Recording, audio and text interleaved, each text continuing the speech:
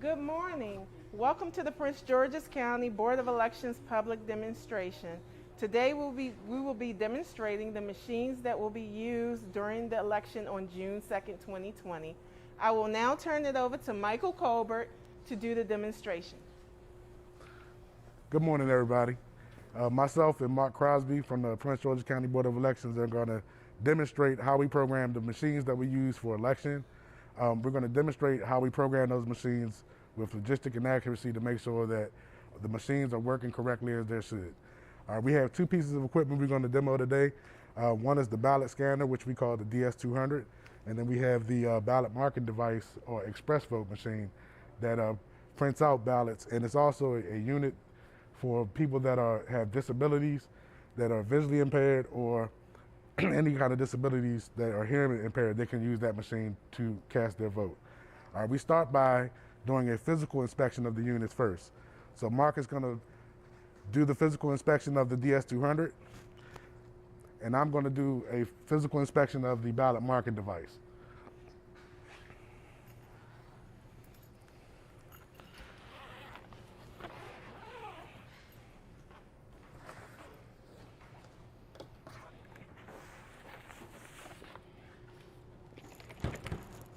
Now, in the physical inspection, what we do is we make sure that the machines don't have any damage, nothing is broken or anything out of the ordinary, because if we do this step first so that we can switch out any machines that we need to put into for our machine precincts.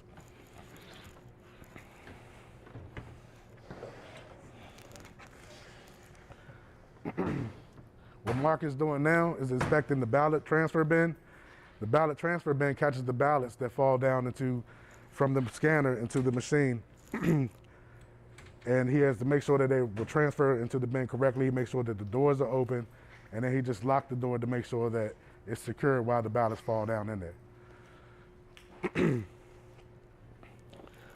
We plug up power to the units. The units are powered. They have a power source as well as battery backup.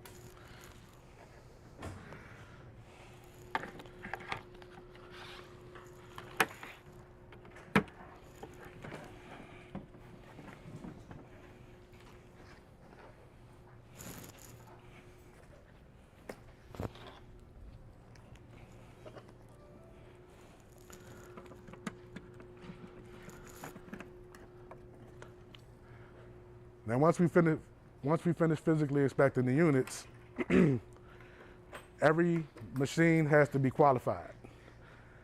Every machine has to be qualified, and what that means is there's a qualification memory stick that we put through every machine.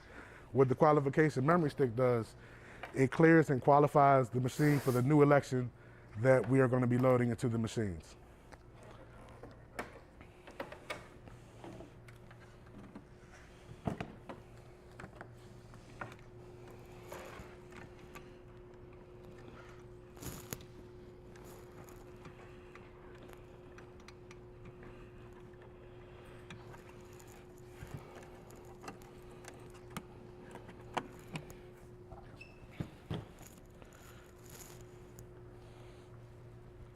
What Mark is doing now, he has his paperwork, he has powered up the unit, and he's getting ready to begin the qualification process for the DS200.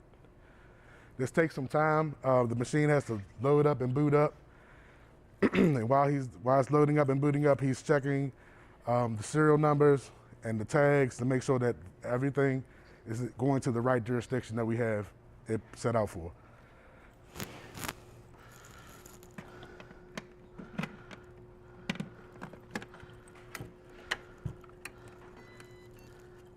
I did the same with the ballot marking device. I just powered it on. It's going to take a few minutes to power up. But once Mark finishes qualifying the DS200, then I will qualify the ballot marking device.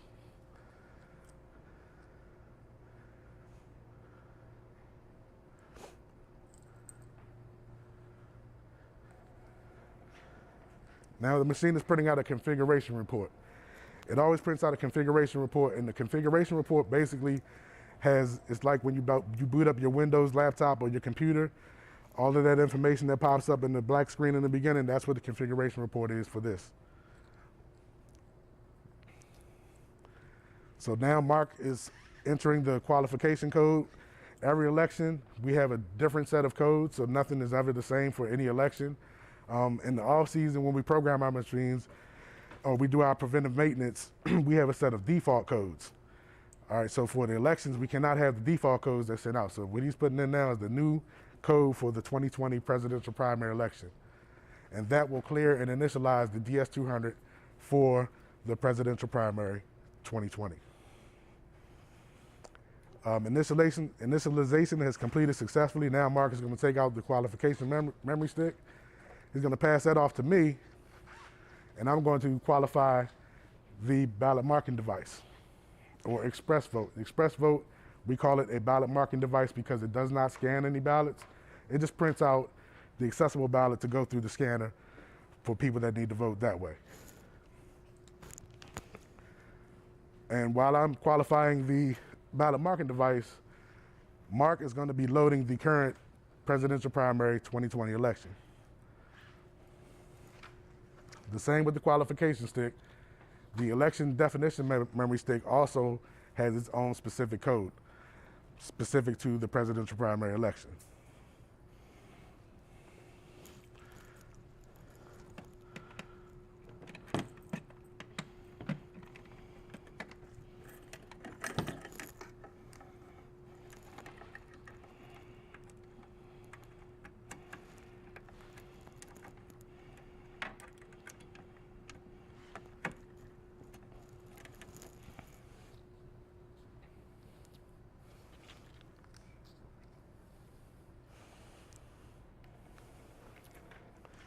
A second configuration report is printing out now, and that's letting us know that the election media is loaded successfully. Once that loads, before Mark prints out the 0 report, what's going to happen is he's going to go into the administration function and check and make sure that the date and time are correct before we send these machines out. The date and time must be correct for this election. Every election, it must be correct.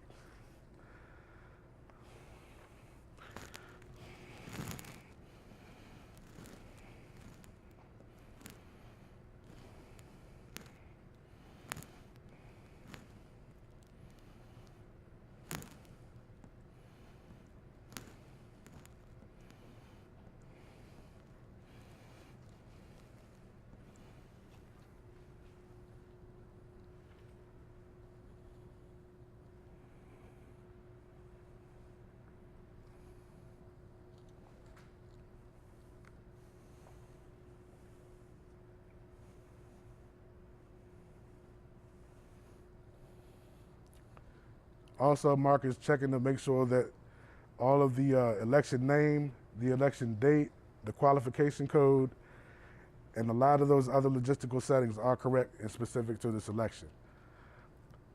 He just checked the time is correct. Eastern Standard Time for daylight and daylight savings time is not in effect right now. And now he's exiting out of the administration functions, and he's going to get ready to open the poll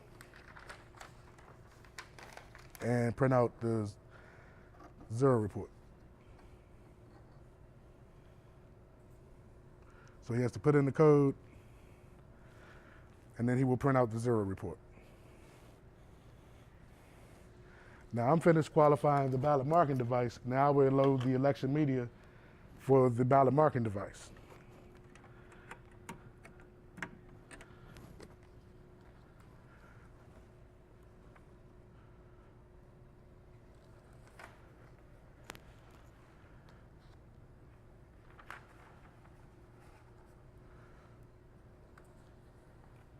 Now, once Mark opens the poll, the machine will automatically print out a 0 report.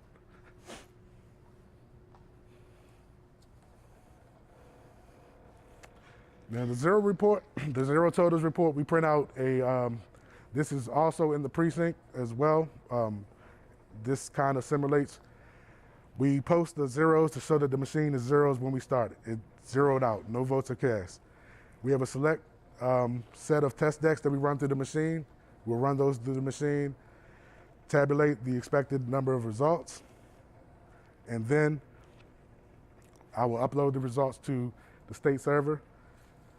Once I have everything correct, all of the right numbers and everything, then we'll bring the stick back to the machine, clear it out, and then we'll have zeros. So the goal of logistics and accuracy is to start with zeros, then we have totals, and then we end out, before we send the machines out to the public, then we'll have zeros again.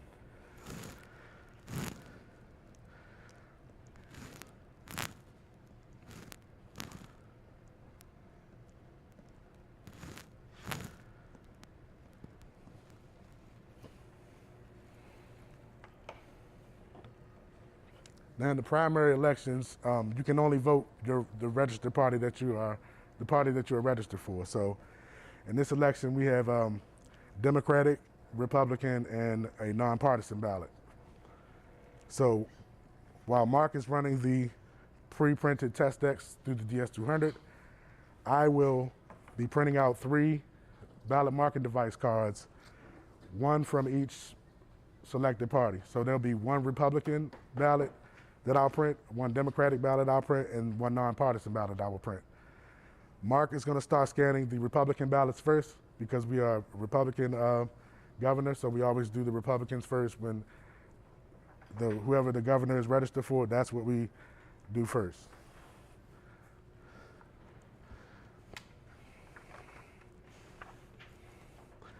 So on the ballot marking device, there's a formula we use for printing these ballots. We don't just randomly select anything. We always select the first candidate in every race for every ballot. That way it is a consistency all the way across the board. There's no inconsistency with our numbers. So what I'm going to do first, I'm going to program the Republican ballot.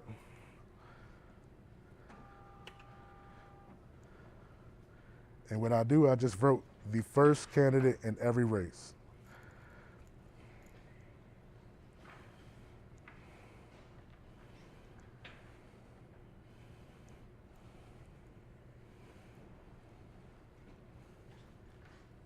Once I'm finished making my selections, the ballot activation card will print out.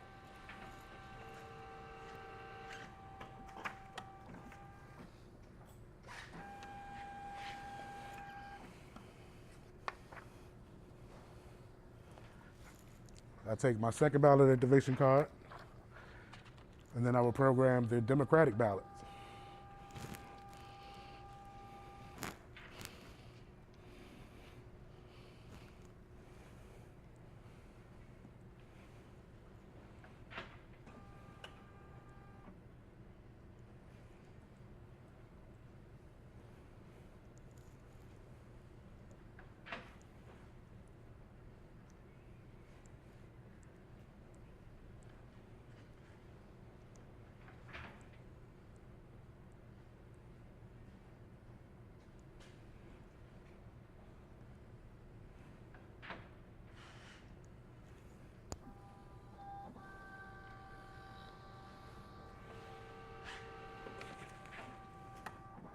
So Mark has scanned the Republican and nonpartisan ballots. Now he is scanning the Democratic ballots.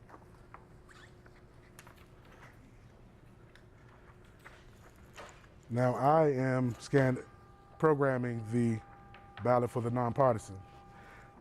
Most of the time, the nonpartisan in the primary election is only for school board. So it's only going to be one race that I vote for this card.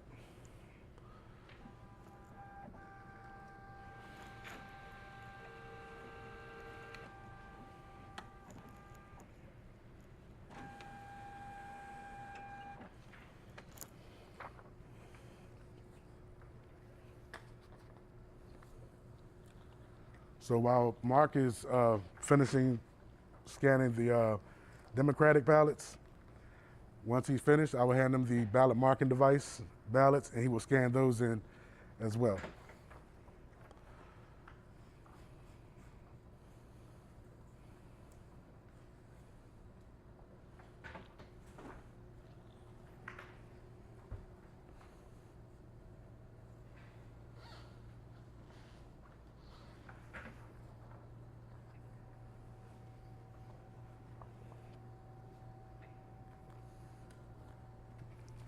So while Mark is scanning those in, our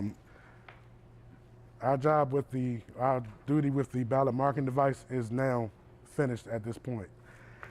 So what I'll start breaking that down and putting that up. But what we do now, especially with everything that's going on with COVID, and we did this before, but we really make sure we do this now. We have to sanitize everything. Everything must be sanitized before we send it out. So as you can see, we have our mask on. We're trying to keep as much social distancing, 6 to 10 feet as possible. But inevitably, there are times where we kind of get close to each other, but we do try to practice the most safest cleanliness as we can. So I'm gonna shut this machine down, and you're gonna see me wipe it down with some 99% alcohol, because we gotta sanitize this stuff. We're not playing any games with what's going on with this pandemic.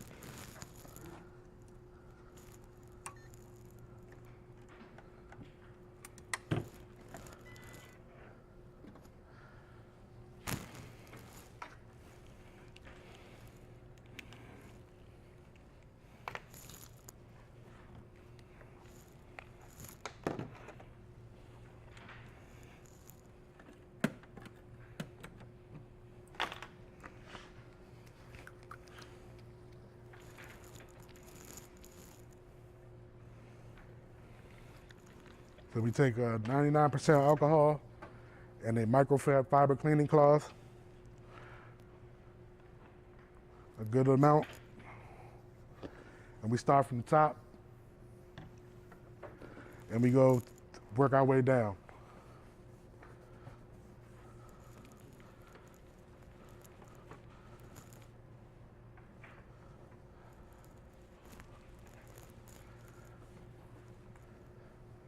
So I'll use hand sanitizer one more time when I put the machine or the ballot marking device back into its carrying case.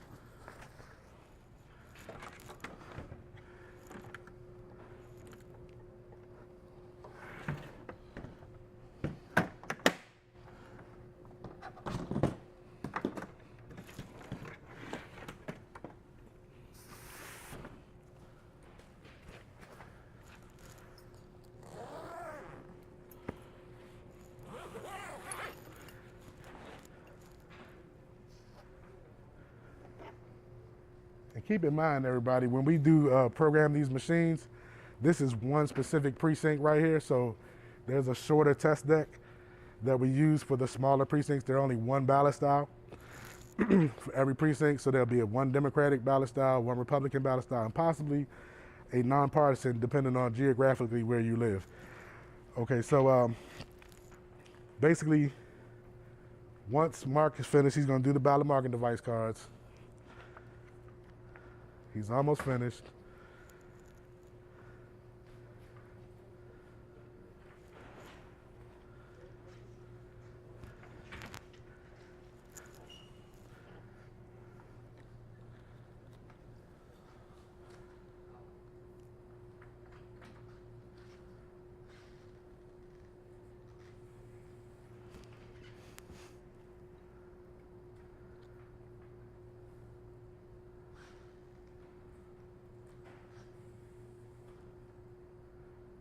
One more ballot.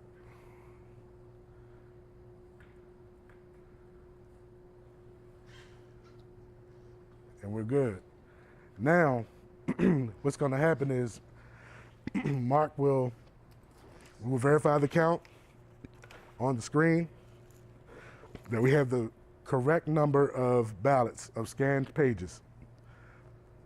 Once we verify that, Mark is going to close out the election.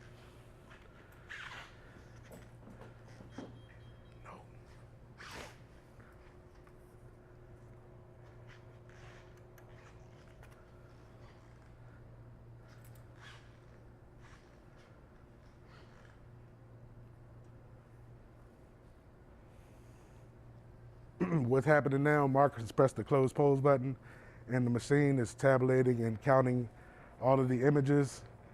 It's doing the process, and now it's printing out the totals report. So like I said in the beginning, we always start out with zeros. We scan ballots, we get our expected results, we print those out, and then once that's finished printing, Mark will pass me the memory stick to upload to our state server.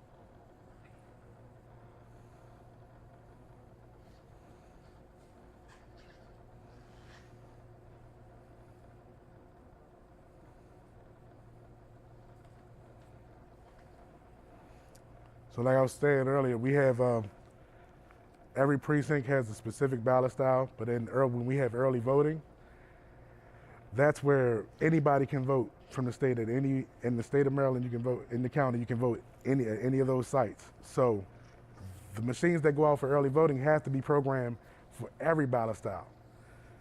This was just one ballot style. Just imagine what we have to do when we have early voting. We have about 400 sheets of paper we have to run through every machine at your early voting site.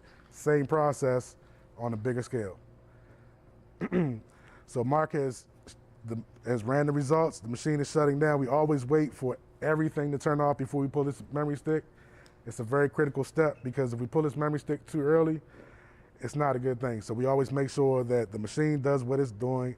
It's unloading the election. The power button will go blank. And then once that happens, Mark will hand me the memory stick. Okay, that has happened. Now I'm going to take this memory stick over to the state server. I would upload the results.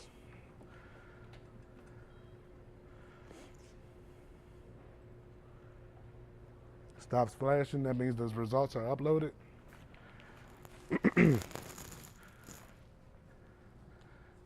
Then I will bring the memory stick back to Mark. Mark will insert the memory stick into the machine. Plug back up to power. And then Mark will reboot the machine. Now earlier I forgot to say, but when Mark unplugged the machine before he tabulated the results, we do that step because these machines run on battery power as well. So we make sure that when before these machines go out to the public, that they can run on battery power. So if there's a power outage in the facility, don't worry, you can still vote because these machines run on battery power. So that was the part when Mark unplugged it. That's what he was doing. He was making sure that the machine can run on battery power. In the event that the polling place loses power, we want to make sure our voters can still get to the polling place and vote.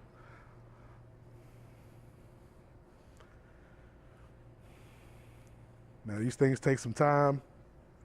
It's loading back up, but once it loads back up, we'll verify that everything is correct as it was when it left, and then we will proceed with zeroing out the machine and setting it for election to be ready for the public.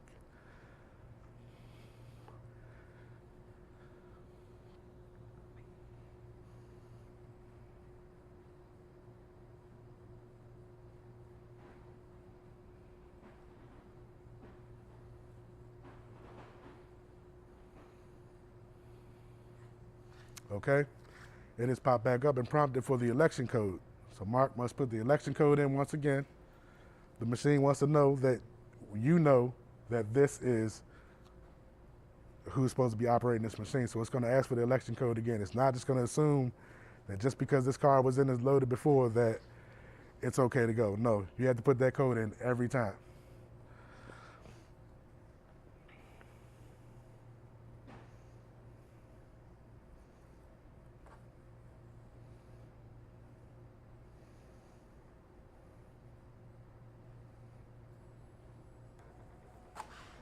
Okay, printing another configuration report to let you know all of the logistics that you need to know about the machine.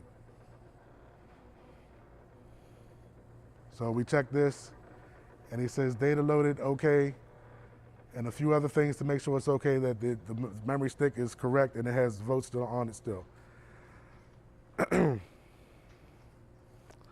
He's going to reopen the poll and go into an administrative function that allow us technicians to clear out the results and set this machine for an election.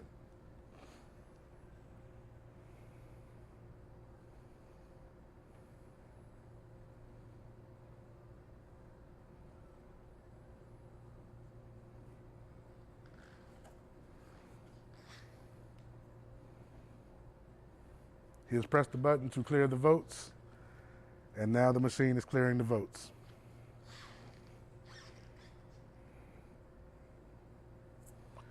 He now verifies that the public count is back at 0, and you have successfully cleared the voting totals.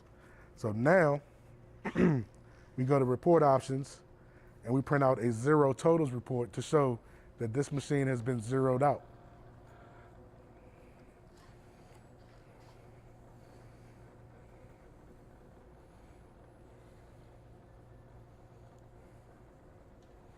It's verifying that everything has zeros.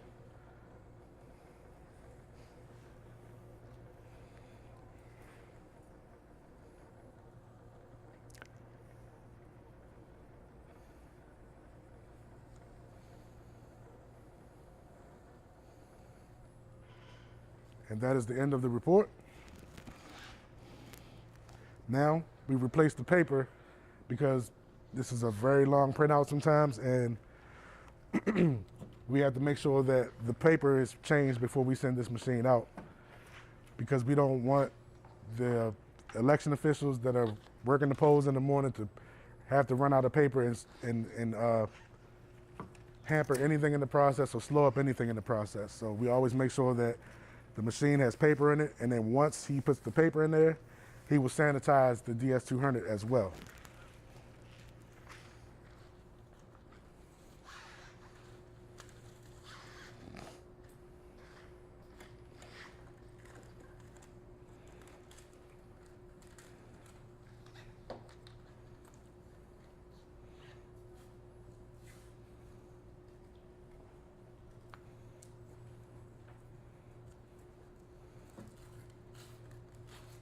We try to keep social distancing as much as possible, but like I said, it's hard depending on your job and what you have to do to always maintain that distance, but we try our hardest to practice it as much as possible.